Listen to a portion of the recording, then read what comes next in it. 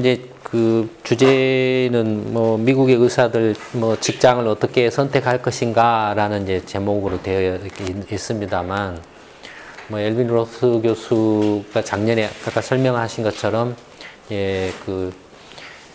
샤플리 교수 수학자죠. 샤플리 교수는 완전 수학자죠. 완전 수학자고 경제학을 하나도 모릅니다. 근데 공동으로 수상을 했죠. 근데 이제 그 기반은 이제 게임 이론이죠. 경제학의 이론이 70년대, 80년대, 90년대 특히 이 무렵 원래 이제 1940년대 후반에 뭡니까? 갑자기 생각이 안 나. 몰겐슈타인 미니맥스 전략 그에서부터 시작을 해서 1950년대에 이제 이른바 이제 비협력 게임의 이제 나쉬 균형이라는 새로운 균형 개념을 정립을 하면서 게임 이론이 이제 본격적으로 발전하고, 그것이 경제학으로 응용되기 시작하면서 거의 한 80년대, 90년대, 2000년 이후로는 거의 게임 이론이 휩쓸다시피 할 정도로 주류를 형성했죠. 재미삼아서 들어보시라는 거죠. 굳이 머리 아프게 생각하실 필요는 없고. 근데 이제 게임 이론은 사실 수학입니다. 수학이에요. 그러니까 수학에서 이제 연구하는 수학의 한 분야인데, 그 수학의 게임 이론을 경제학에 가지고 와서 이제 응용을 한 거죠. 그러니까 수학자가 게임 이론을 수학 차원에서 연구를 한 것이지만, 그것이 그대로 경제학에서 이렇게 그대로 그냥 응용이 돼버리는 거죠. 그러니까 경제학을 전공한 적이 없는 수학자가 경제학상을 수상을 하게 되는 거죠. 샤플리라는 분이 이제 작년에 공동 수상을 했죠. 근데 이제 사람들의 경제적인 행위를 분석하는 틀들이 이제 대표적인 게 이제 경제학이죠. 사람들의 경제적인 행위를 이렇게 분석하는 이론적인 또는 과학적인 실증적인 분석 틀이 경제학인데, 전통적인 이제 경제학에서의 분석이라는 것은 이제 지금 이제 좀 중단돼 있지만 조만간 다시 재개가 될 겁니다만, 이슈 레포트에서 이슈 보고서에서 경제학, 알기 쉬운 경제학 이야기 시리즈로 이렇게 쭉 오고 있잖아요.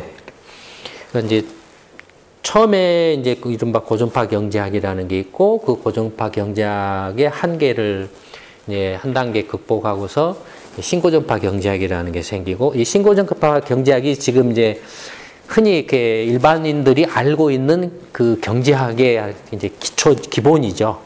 근데 이건 뭐냐면, 흔히 다들 말하잖아요. 시장 하면 시장에서 물건을 사는 사람 있고 파는 사람 있고, 사는 사람은 소비자고 물건을 파는 사람은 기업이고, 그래서 소비자에 관한 이론, 기업에 관한 이론. 근데 이제 신고전파 경제학에서 소비자에 관한 이론은 비교적 좀 보통 일반인들이 이해하시기에는 복잡하고 어렵지만은 좀 뭐라 할까요? 간단해요. 근데 그 내용 자체는 자기의 만족도를 극대화시키는 식으로 선택하면 된다. 극단적으로. 그런 정도 이야기예요. 근데 이 기업에 관한 것은 그게 기업이 그러니까 신고전파 경제학에서의 핵심은 기업 이론입니다. 그러니까 기업 이퀄 시장이고, 기업은 곧 시장이고, 시장은 곧 산업이고 그래요. 그러니까 신고전파 경제학에서 기업 하면은 기업 이론, 그 다음에 시장 이론, 그 다음에 산업 조직 이론, 이게 세 개가 다 똑같은 말이에요.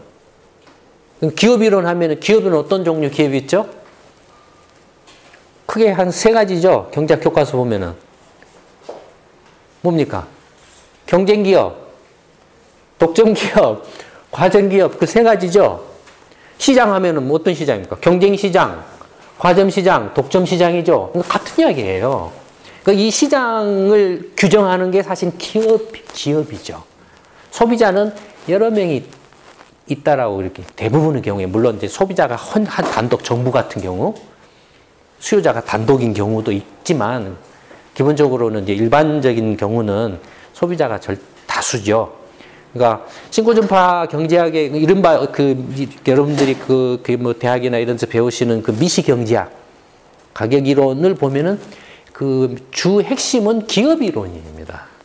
경쟁 기업은 어떻게 되고, 그러니까 경쟁 기업이면은 그 경쟁 기업이 있는 산업은 경쟁 산업이에요. 경쟁적 산업이에요. 그 산업 조직이 관한 거죠. 산업이 경쟁적으로 조직되어 있는 거예요. 그다음에 독점 기업이 있는 곳은 독점 시장이고, 또 독점 기업이 있는 그 산업은 독점 산업이에요. 산업 조직이 독점화되어 있는 거죠. 그다음에 뭐 과점 기업, 뭐 이렇게 기업이 2개 있거나 3개 있거나 뭐 이런 과점 기업은 과점 시장이고, 그다음에 과점적 산업이고 이런 거죠. 그러니까 거기에 대한 이제 이 모든 것의 그 기본적인 분석 접근 그 시각은 뭐냐면 수요와 공급이죠. 신고전파에 있어서의 시장이라는 개념은 수요와 공급이고, 이 수요와 공급이 만나는 곳에서 균형이 성립한다는 거죠.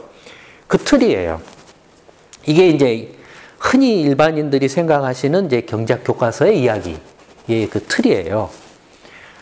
게임 이론은 뭐냐면은 이제 경쟁 기업은 그 소비자도 여러 명이고 공급자도 여러 명이 있는 거예요. 기업이 여러 개 있는 거죠. 그래서 서로가 고만고만 해가지고 어느 누구도 소비자 개인이나 하나의 기업이 시장 전체 균형에 영향을 못 미친다 이거예요. 그러니까 시장에서 총체적인 수요와 공급이 합쳐져 가지고 결정되는 균형 가격에 대해서는 전부 거기에 따라서 거기에 순응해서 선택을 한다 이거예요.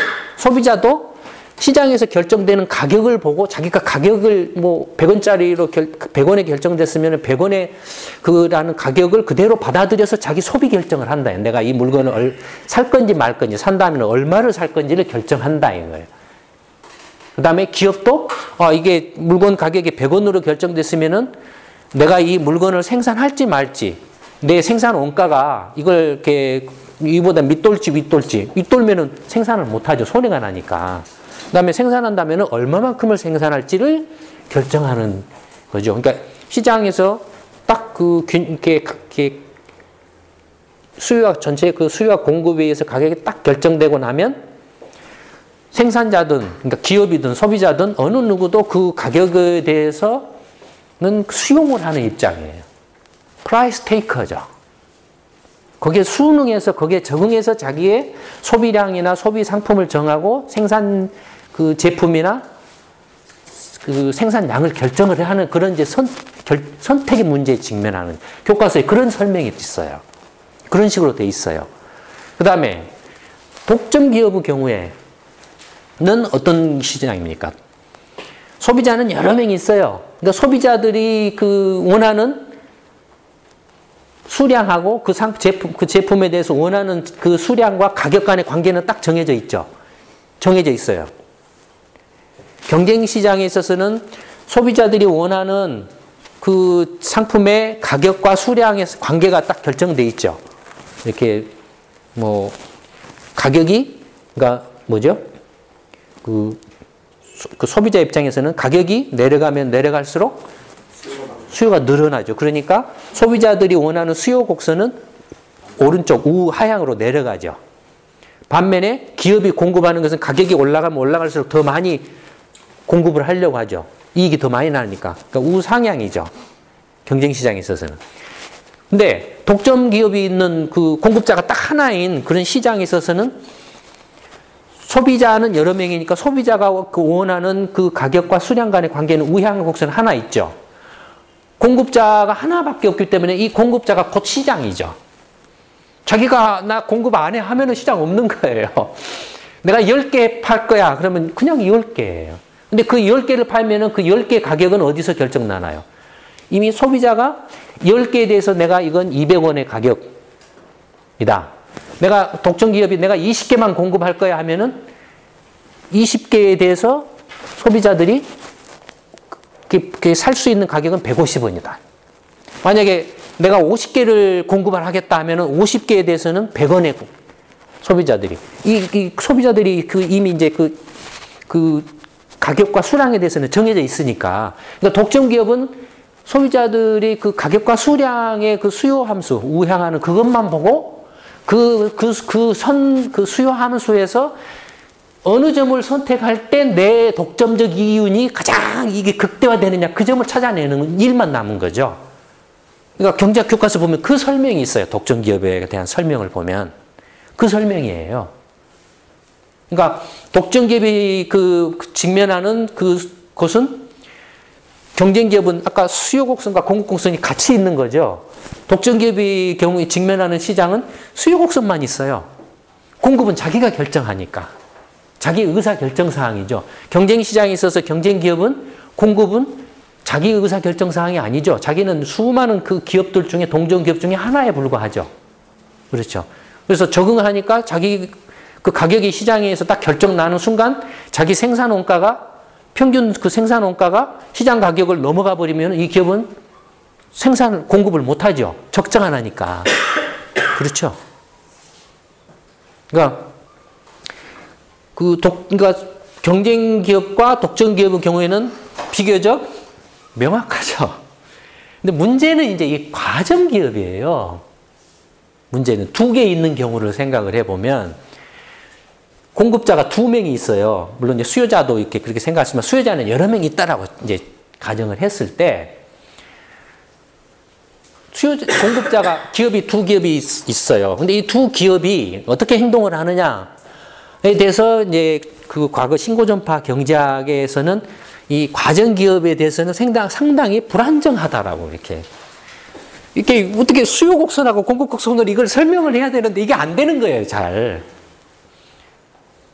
두 기업이 공급자가 2명인데 둘이 이렇게 합치면은 독점이 되지만 그렇다고 이게 둘이 따로따로 한다라고 해서 이게 경쟁 기업이 아니잖아요. 어느 하나가 생산량을 늘리면은 가격에 영향을 줘버리잖아요. 공급량에 영향을 줘버리잖아요. 그렇죠? 그 다음에 2명만 있으니까 전체 이제 수요가 100이라는 수요가 있다라고 하면 이 2개의 그 과점 기업 입장에서 봤을 때는 내가 50대 50이라면 반반의 시장 점유율을 가지고 있잖아요. 그런데 내가 60으로 늘린다라고 하면은 상대편 기업이 가만히 있겠냐. 자기 시장을 뺏기는데. 그렇죠? 그러니까 둘 간의 경쟁이 일어나요. 원래 그러니까 둘 간에 뭘 가지고 이렇게 경쟁을 하죠? 과정기업이 시장 점유율을 가지고. 근데 이 과정기업이 경쟁을 하는 형태가 2가지 형태가 있어요. 서로 두 기업 간에. 하나는 뭐죠? 생산량을 통해서 경쟁하는 게 있고. 예를 들어서 내가 100개가 전체 수요가 100개가 있는데 50개만 이렇게 나눠서 생산하다가 A기업하고 B기업, 1번 기업과 2번 기업이 있다고 했을 때 1번 기업이 50개, 2번 기업이 50개 이렇게 해오다가 갑자기 1번 기업 사장이 야, 매출 좀 올려. 해가지고 60개로 좀 늘려. 라고 하면은 어떻게 되겠습니까? 2번 기업이 40개로 줄여야 되죠. 생산량을. 그럼 2번 기업이 가만히 있겠냐 이거죠. 뭐 어떻게 하겠죠? 2번 기업도 늘리려고 하죠. 그러면 어떻게 됩니까? 전체적으로 공급 과잉이 벌어지죠. 가격이 쭉 떨어져요. 그 가격이 떨어지게 되면은 이 과정 기업들이 어떤 상황이 벌어질까요? 적자가 날 가는 출혈 경쟁이 일어날 수 있죠. 그렇죠. 그러니까 먼저 그 생산량을 통해서 경쟁을 하는 방식이 하나 있고 그 다음에 또 하나는 뭐가 있죠? 가격이죠. 가격. 둘 다 50개를 생산하는데 또 일본 기업 사장이 야, 좀 어떻게 좀 점유율 좀 늘려봐 해서 그러면 가격을 100원씩에 이렇게 했는데 우리 80원에 팔겠다. 그러면 이본기업이 가만히 있겠냐 이거죠. 이본기업도 80으로 내려버리죠. 가격이 내려가면 어떻습니까? 역시 또 출혈 경쟁이죠. 그러니까 과점시장, 과점기업의 경우에는 시장이 어떻습니까? 매우 불안정하죠. 그 다음에 이 두 기업의 행태를 어떻게 공급곡선으로 그릴 수가 없어요. 왜냐면은 두 사람 간에 서로 상대방의 암중모색이죠. 그렇죠. 이게 이제 그 이른바 그 신고전파 경제학에서의 이 과점시장에 대한 설명을 하기가 굉장히 힘들었던 대목이에요. 이게. 뭐 이제 과점, 복점 뭐 이렇게 뭐 관련해서 이제 뭐 이렇게 있죠. 하여튼 뭐 그런 것들이 있습니다. 여기에 들어온 이 과점적 경쟁을 깨끗하게 설명해 준 게 개미론입니다.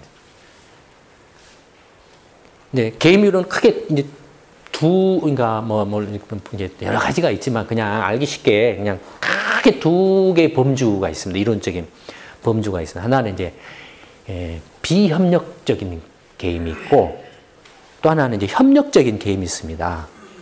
그러니까 비협력적이라는 것은 1번 기업하고 2번 기업이 여러분들 그 죄수의 딜레마 그런 사례 혹시 많이 들어보셨죠? 그러니까 서로가 말을 안 해요. 상대방하고 이렇게 협상을 하거나 이야기를 안 해요. 이야기를 안 하면서 상대방, 다만 이제 저 사람, 1번 기업하고 2번 기업을 보면은 1번 기업이 선택할 수 있는 그 선택지를 알고 있다 이거죠. 또는 2번 기업은 1번 기업이 선택할 수 있는 선택지를 알고 있다는. 말하자면 이제 게임의 틀을 이제 전제를 하는 거예요. 가정을 하는 거예요. 왜냐하면 이걸 가정을 해야 그 다음 설명이 되니까. 설명은, 가정은 기본적으로 이제 우리 가위바위보 하자라든지 뭘 하든지 했을 때 게임의 종류나 성격이나 이제 상대방이 어떤 그 전략을 택했을 때 내가 거기에 대해서 어떤 전략을 택할 수 있고 그 상대방이 생산량을 60으로 늘렸을 때 나는 거기에 대해서 어떻게 대응할까 내가 취할 수 있는 전략이 있고 이런 것들을 서로 다 알고 있다 이거예요. 알고 있다는 전제하에서 그러니까 그 이제 게임 테이블을 만드는 거죠. 거기까지는 이제 이렇게 가정을 해요.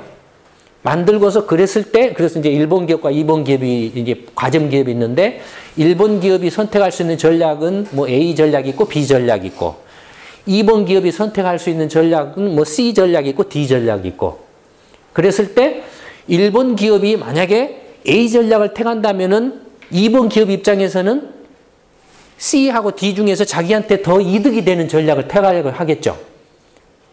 그렇죠.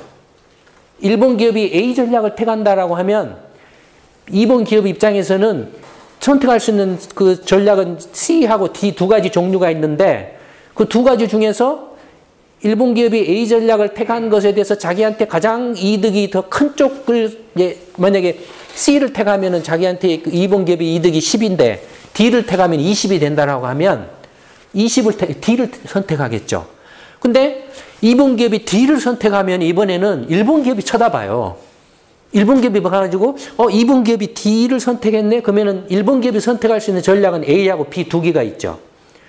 그 중에서 자기한테 가장 득이 되는 걸 택한다 이거예요.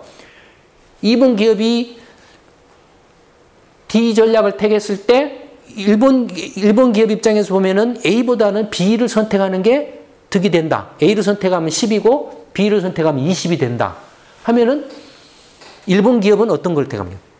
B 전략을 택하죠. 1번 기업이 B라는 전략을 택한다라고 하면 또 2번 기업이 또 생각을 해요. 그걸 보고.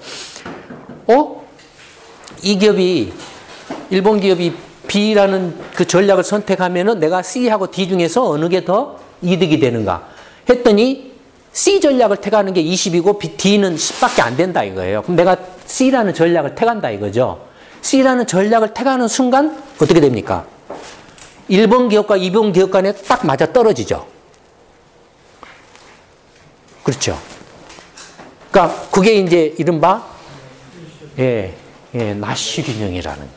그러니까 균형 아까 말씀드렸던 신고전파의 그 경제 시장의 균형 개념은 수요와 공급이 만나는 걸로 정의가 됐죠. 근데 이 게임 이론의 균형의 개념은 전혀 다르죠. 전략이죠. 상대방이 전략에 따라서 내가 손득이 어떻게 되느냐. 서로가 서로의 암중모색을 통해서 서로 간의 전략에 대해서 상대방이 취할 수 있는 전략에서 가장 이득이 극대화되는 전략을 택해서 그것이 딱 서로 맞아 떨어졌을 때가 그게 균형점이죠. 그렇죠. 그러니까 게임에 따라서 빙빙빙 돌고 균형이 성립 안 될 경우도 허다하겠죠. 아니면은 막 여러 개가 동시에 막 균형이 돼버릴 이것도 되고 저것도 되고 할 수도 있겠죠. 그렇죠. 그러니까 게임의 성격이 게임의 이득이나 구조가 어떻게 되어 있느냐에 따라서 달라지는 거예요. 그러니까 게임 이론에서 균형 개념은 전혀 다른 거예요. 전략이에요. 전략. 그러니까 이 비협력 게임 기본적인 틀은 이제 이 비협력 게임인데 그러니까 이게 이제 협력 게임이라는 건 뭐냐면은 예를 들어서 이제 뭐 1, 2, 3, 4, 4명이 있다. 그러면 이 4명이 비협력 게임을 하게 되면 서로가 각자에 대해서 암중모색을 막 해야 되죠. 그렇죠. 굉장히 복잡해지죠. 그렇죠. 근데 암중모색을 하는 것보다 서로가 1번하고 2번이 서로 야, 우리 너하고 나하고 이렇게 한 패 먹자. 합의를 할 수도 있잖아요. 패를 먹자. 그 다음에 또는 야, 우리 1, 2, 3번 셋이서 패를 먹자. 이렇게 할 수도 있잖아요. 또 경우에 따라서는 1, 2, 3, 4, 4명이 다 같이 그냥 한꺼번에 패를 먹자고 할 수도 있죠. 그 패를 먹는 방식은 몇 가지입니까?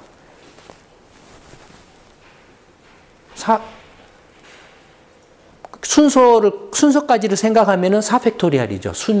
순열이죠. 그렇죠. 몇 가지죠? 24가지인가요? 24인가요? 24가지 정도가 나오죠. 그러니까 이른바 협력 게임이라는 건 뭐냐면은 이처럼 그 게임의 그 플레이어들 있죠. 1, 2, 3, 4, 4명의 사람이 있다라고 하면 이 4명 간에 서로 이렇게 패를 먹을 수 있는 것까지를 같이 생각해 주는 거죠. 굉장히 복잡해지죠. 근데 현실적으로는 그런 게 많죠. 정치에서 야, 우리 같은 편으로 하자. 그런 거 있잖아요. 그렇죠. 그러니까 게임 이론이 가장 많이 응용되는 게 정치 영역, 정치학과 경제학이죠. 물론 다른 분야에도 많이 활용이 되긴 하지만, 그러니까 이제 샤플리라는 그 수학자, 샤플리 밸류로 유명하죠. 뭐냐면은 이 협력 게임 모델에 있어서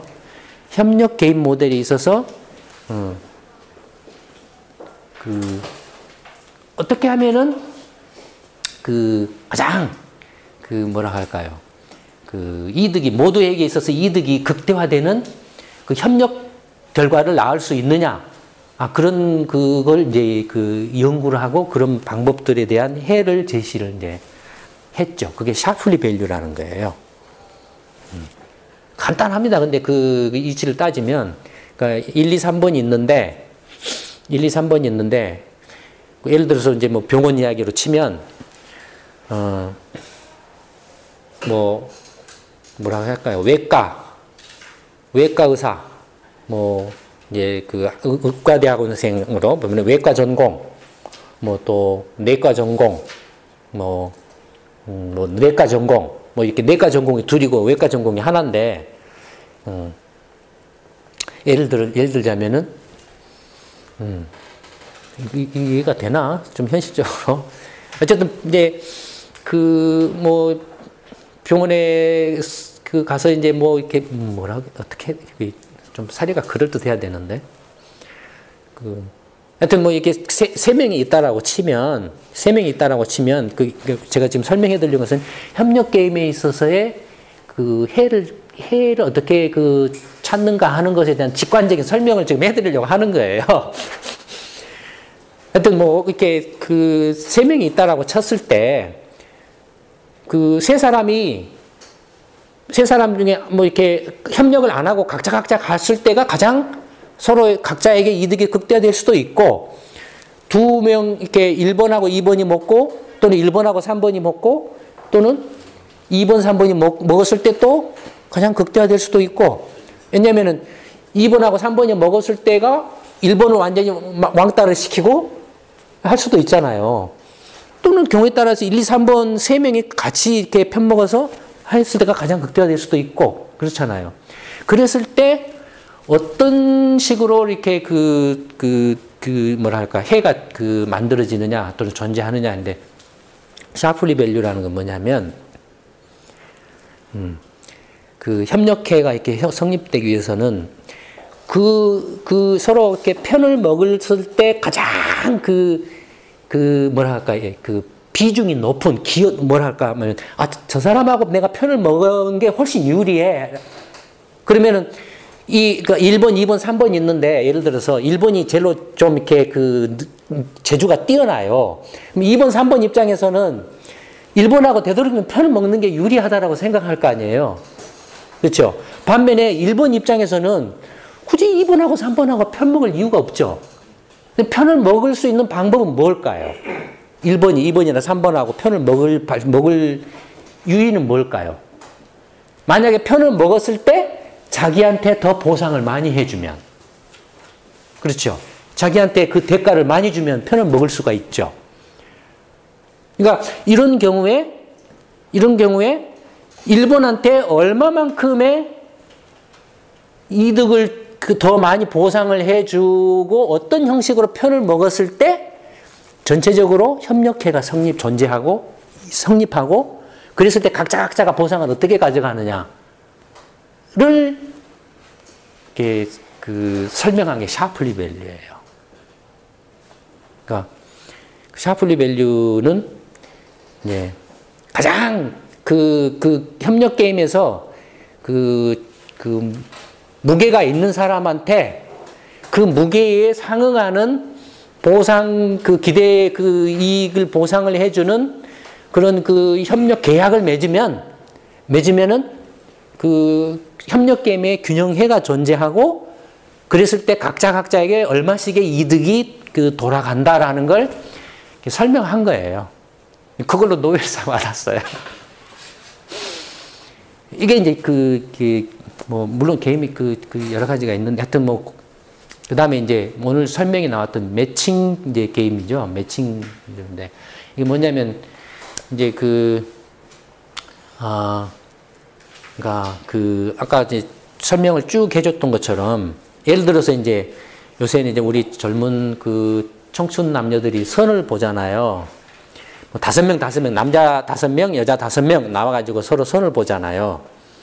아까 또 병원 이야기처럼 이제 의과대학생 5명, 병원 5개 있다라고 했을 때 각자가 한 명씩 이렇게 뽑아간다라고 했을 때 자기가 가고 싶은 병원 또는 자기가 뽑고 싶은 학생 이런 것들이 있을 거 아니에요. 그 다음에 남자하고 여자가 서로 선을 본다라고 했을 때도 자기가 원하는 여자, 자기가 원하는 남자들이 다 있을 거 아니에요. 그렇죠? 그러면은 기본적인 이제 상대방의 이제 예를 들어서 1, 2, 3, 4, 5 또 그다음에 이제 A, B, C, D, E 이렇게 이제 남자 5명이 있고 여자 5명이 있다. 그러면 이제 1번 남자한테 써라고 그러죠. 제일 마음에 드는 여자부터 순서대로 딱 써라고 그러면 A, B, C, D, E. 2번 남자한테도 똑같이 써라고 그러는 거죠. 이제 쓰겠죠. 이렇게. 마찬가지로 여자도 그렇게 쓰겠죠. 그런 식으로 자기가 마음에 들어하는 여자들 쓰겠죠. 남자들은.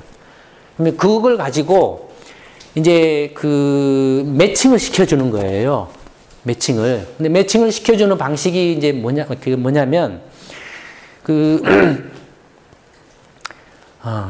제일 처음에 이제 각자가 원하는 이제 남자, 여자들을 쭉 써내게 해가지고, 이렇게 짝이 있을 수 있잖아요. 짝이 있을 경우에는 일단은 막바로 이렇게 즉시 결정을 하는 게 아니라, 막바로 결혼을 시켜주는 게 아니라, 뭐라 그러죠? 혼약을 하죠. 그래, 우리 잠정적으로 결혼을 이제 한번 생각을 해보기로 하자.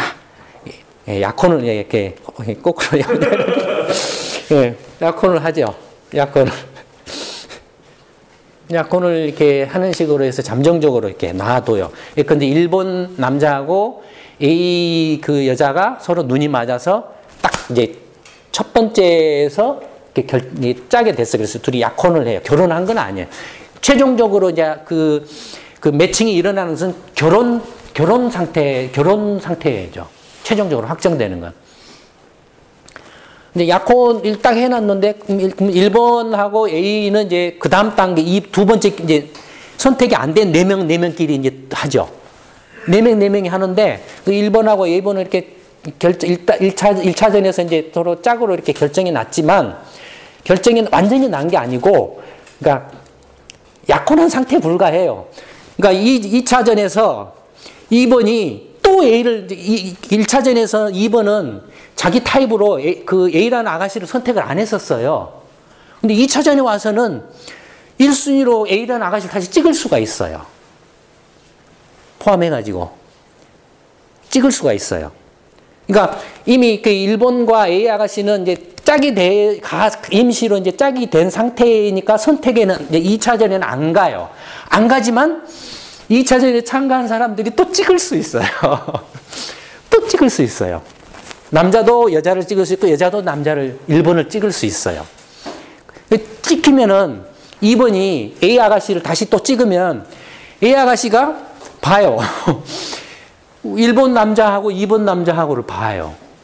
그래서 2번 남자가 더 마음에 든다 라고 하면 1번을 차요. 그런 식으로 알고리즘이 되어 있어요. 그런 알고리즘으로 이렇게 하면은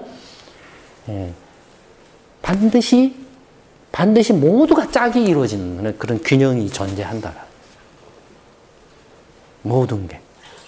그러니까 의과대학 하고 그 레지던트 병원하고의 관계도 예를 들어서 자기가 가고 싶은 병원과 뽑고 싶은 학생이 있다라고 하면은 한번 1차전을 한번 이제 서로 이렇게 써내요. 써내서 이제 전부 이렇게 이렇게 클리어링 하우스 이렇게 거래소에서 이제 짝져주는 이제 상담소나 중매소에서 한번 딱 해가지고 매칭이 되는 짝들을 쭉쭉쭉 이제 이렇게 첫 번째 매칭이 되는 걸 딱 뽑아놓고 그 다음에 그걸 놔두고 이제 그 2차전에 가서 이제 짝이 안 됐던 그 대학생과 병원들을 놔두고 또 뽑게 하죠. 또 써내게 하죠. 근데 또 이제 찌르는 거죠. 1차전에 뽑혔던 것까지 또 찌르는 거예요.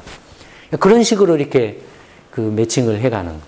그러니까 그러니까 기본적으로 이렇게 뭐라 할까 매칭 알고리즘이라는 게 그러니까 그 게일 샤플리 그 알고리즘이라는 게 이제 이런 거고 이게 병원과 의과대 학생에 대해서 이렇게 오늘 이제 알번 로스 교수하고 샤플리 교수가 이렇게 했던 것은 이제 특히 이제 그 로스 교수가 했던 병원 알고리즘, 의과대학 알고리즘으로 이렇게 이제 하는 거죠. 그러니까 조금 그 게임 이론이 일반인들이나 사실 또 그걸 전공하는 사람들도 이해하기가 참 힘들어요. 이해하기 힘들지만 어떻습니까? 훨씬 현실에 가까이 와 있죠.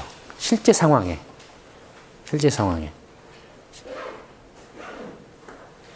그다음에 근데 이제 이 게임 이론이 이제 지금 수학인데 이론적인 그 확장성이랄까 이론적으로 개발할 수 있는 또는 고민할 수 있는 그 대목들은 거의 다 이제 한 상태라고 이렇게 알려지고 있죠. 그래서 더 이상 이제 게임 이론에서 새로운 이론이 나오기는 힘들다. 거의 이제 할 수 있는 연구는 다 이렇게 끝난 상태다라는 이제 그런 정도 이야기들이 이렇게 좀 있죠.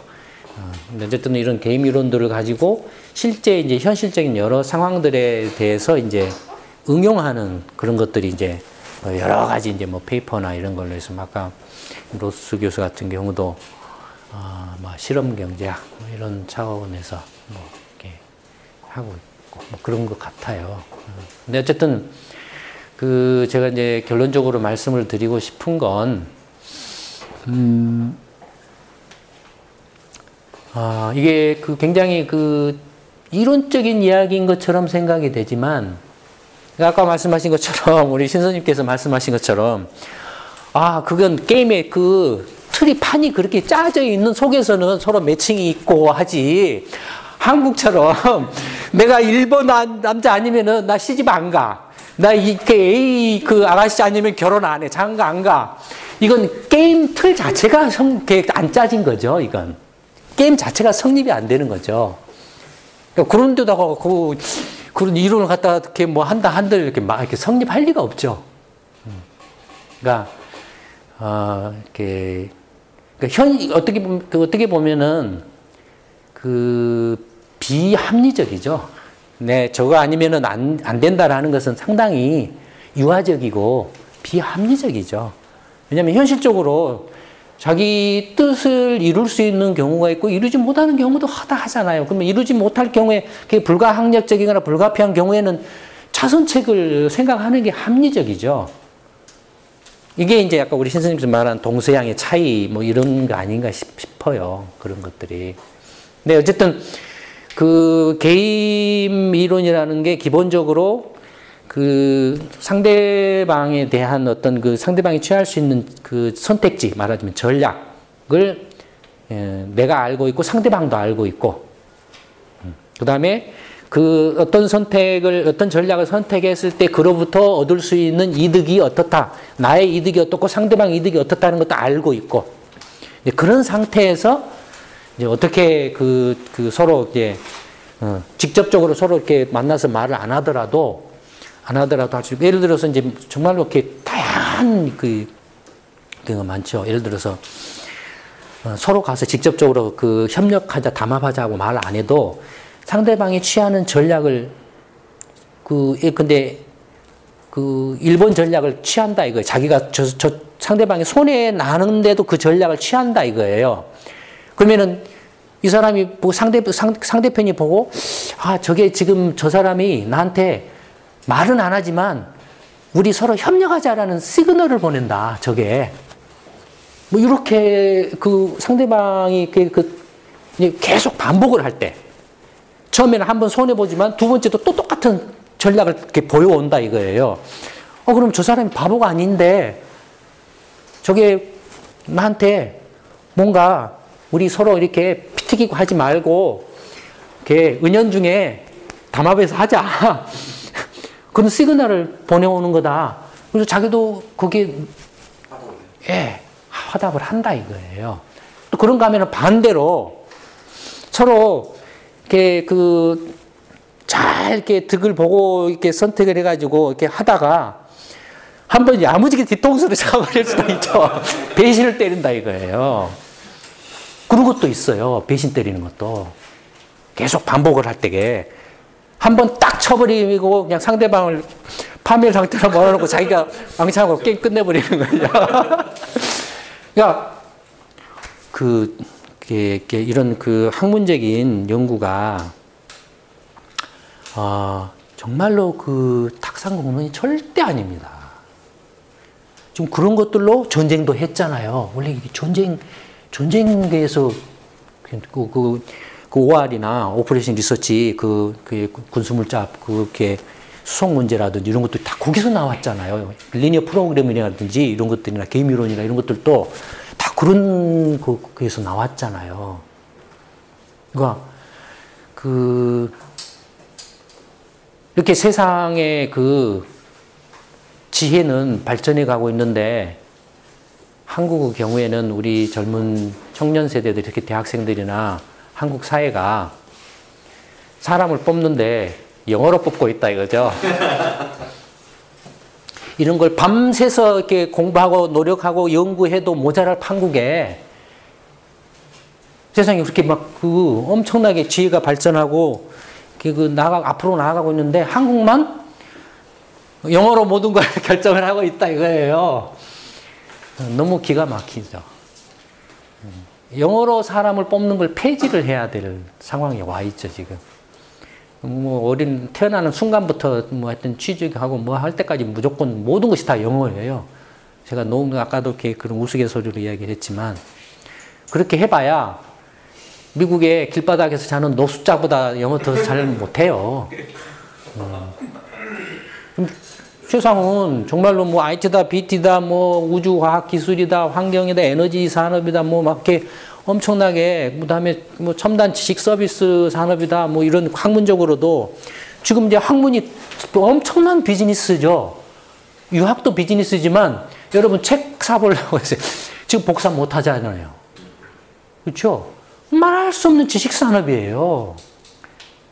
근데 그런 걸 놔두고 영어를 하고 있어요. 영어로 사람 뽑고 영어로 뭐 대학 결정하고 취직 결정하고 나라 망하죠.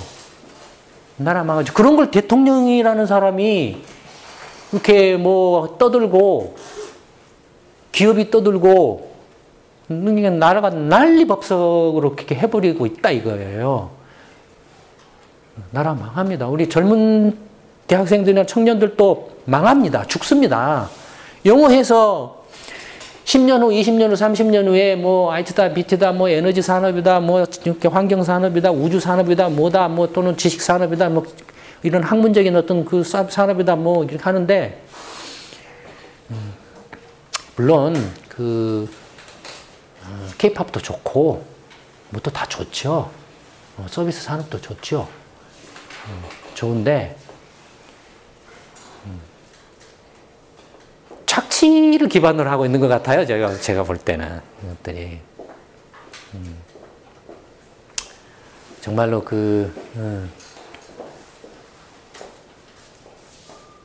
이런 그 학문적인 그 어떤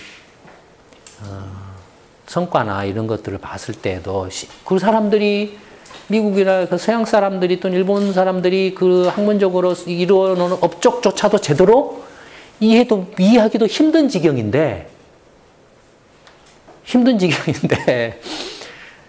제 개인적으로 정말로 이제 그렇게 당부드리고 싶다라면 우리 대학생들, 대학원생들, 박사과정인 학생들 또는 포스트학이든 죽으라고 자기 전공이나 자기 하고 싶은 분야 밤새도록 공부하셔도 모자랍니다. 그 다음에 기업들. 절대로 영어로 사람 뽑으면 나라 폐가 망신합니다. 기업도 망하게 돼 있습니다. 시간 벌써 그렇게 와 있죠, 지금. 그 다음에 정치하는 사람들, 뭐 정부 관료들 지난 정권에서 영어 떠들어가지고 지금 어떻게 되고 있습니까? 그래서 좋아졌습니까? 웃기는 이야기입니다. 영어로 사람 뽑지 마십시오.